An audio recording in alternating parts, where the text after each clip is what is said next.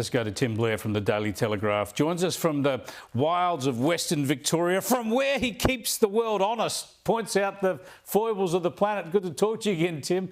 I loved your latest column talking about Jim Chalmers trying to sell Australia to the money makers of Wall Street, the money grabbers of Wall Street, I suppose. I saw some of what he said there too, and you've devoted the whole column to it. It's brilliant. But I saw where he's actually spruiking that we've got all this stuff in Australia that the world wants, and he included renewable energy, persisting with this fantasy that somehow we can export renewable energy. Yeah, exactly, because we're the only nation with sunlight, apparently. Or wind.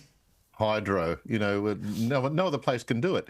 But one of the big clues about how Jim Chalmers operates is in his first budget when he referred to Australian exports as things. And he was referring there to coal, gas, oil, just the things we sell overseas that he didn't really want to mention because they're a bit icky for modern labour and you just don't want to go there.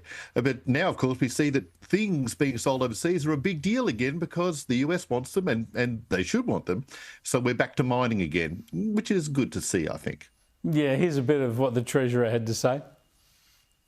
Australia is an island of reliability and opportunity in a sea of global economic uncertainty and risk. We have so much of what the world needs.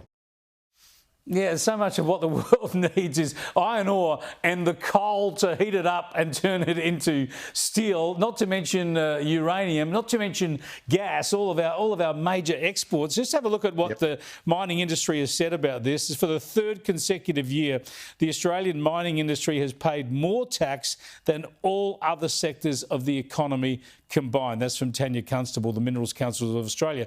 I mean, this stuff bankrolls our nation, yet Chalmers and Albanese continually try and sort of not mention the words. They dare not speak its name. It's terrific, isn't it? It's also interesting that given all the excitement today over the rare earths and the rare earths deal with the US, that even if that were to go through as it's currently planned, it would represent only a tiny fraction of what coal is right now. We are so much more reliant and so much more enriched by coal.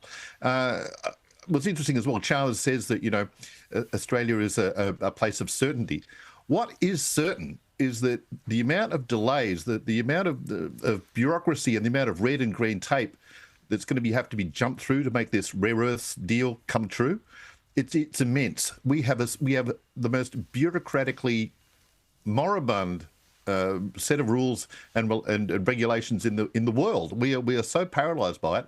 We're going to have to get rid of that because the US under Trump wants things to happen right now. Yeah, well, tell that to the people who want to expand the Blaney gold mine or to Woodside and others wanting to expand their gas exports from the Northwest Shelf, waiting for years for approvals. In the case of Blaney, they had it knocked back.